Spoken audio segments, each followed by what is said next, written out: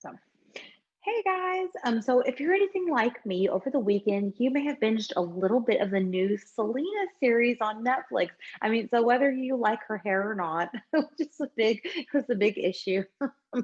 I seriously, it's really the way she looked, or whether or not you thought the actress was, um, fit to play the role. You can't really deny that Selena was just this amazing person.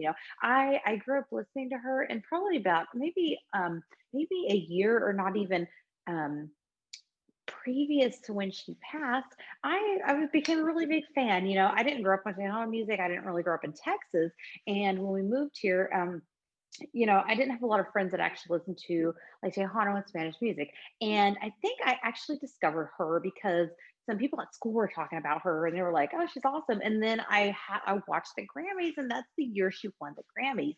And so she was just this amazing, beautiful person. And as you can see now, like even to this day, like she's just this beloved, iconic character who inspired so many people. And so I thought, what a better time to take a look real quick and do a little assessment and show you why she was so expressive and stuff like that. So this can actually be seen in your Chinese astrology chart and your birth chart. So let's take a look at Selena's birthday. You ready? Okay. All right. Get out of there. Okay. So Selena Quintanilla was born in 1971. So she's born April 17th. Oh, what? April 16th. Hold it.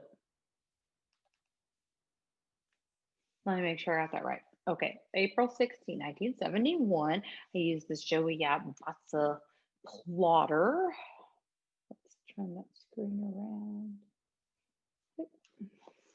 Okay, so couple different things here. Let's take a look, guys. So one of the things that you can look at first is, of course, the most apparent thing about Selena was her beauty. She was just an amazing, beautiful, beautiful person, both inside and out. And that can actually be seen right here. So you guys, yin metal um, is like a diamond. So it's like a beautiful polished diamond. And on top of that, here is the year she was born. Is just this beautiful, amazing thing that happens here.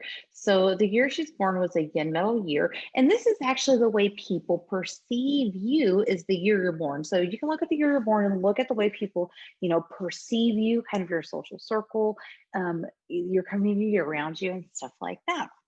And so she was just seen, of course, as this beautiful person. She was extremely beautiful.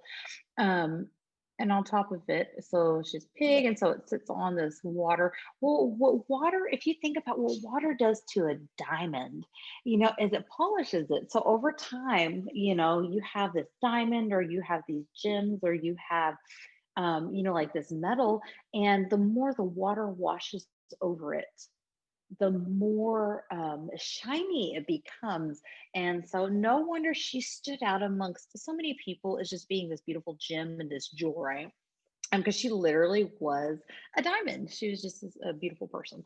Okay, so now we take a look at that. Let's now take a look really quick at um, the month she was born. So she was born in April. Here's this water again. Again, water washes over the diamonds and the jewels, polishes it, makes it more expressive. If you are a metal person, especially yin metal, one thing you can do is to just like to think and to have this thought process, because the thoughts are represented by water, and of course, as water washes over, diamonds, right? Here's a diamond, right?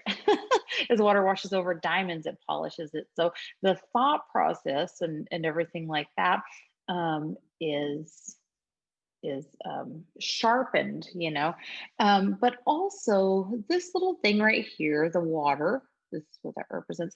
That actually represents the ability to express and communicate.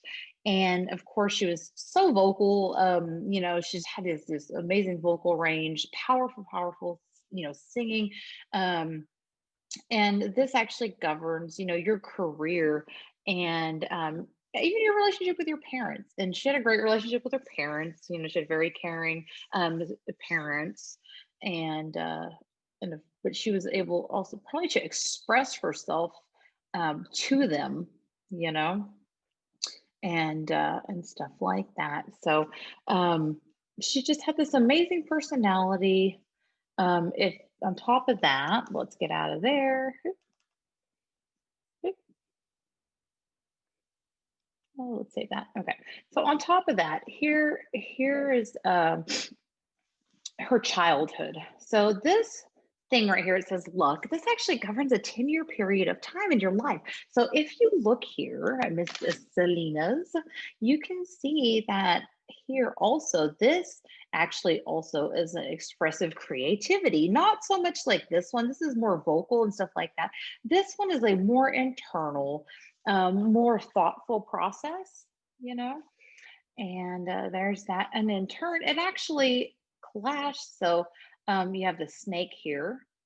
It actually was in direct conflict with the pig. But if you know anything about the birth chart again, this here represents also a period of time in your life that's your childhood. And if, of course, if you know, if you've watched the Selena movie, if you know anything about Selena, her and her family traveled all the time. So it doesn't necessarily mean something bad's going to happen in life, but if you take a look here, let's see.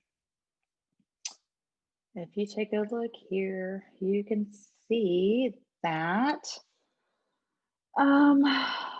it was probably the sky horse, as you can see right here, is probably going to be sideways for y'all. I apologize. Okay, so her sky horse is a snake. So come back on around here. Come back on around here. And look again at her birthday.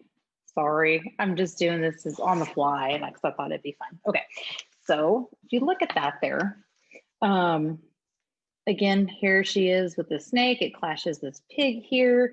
And that just really, it means she traveled a lot. I actually had the same type of energy going on, except in the opposite way when I was a child. And guess what? My dad was in the Air Force and we traveled a lot. So it just represents her traveling and moving around a lot. And of course, they moved when she was a young girl. They moved. Their family had to move back to Corpus Christi, where they were from.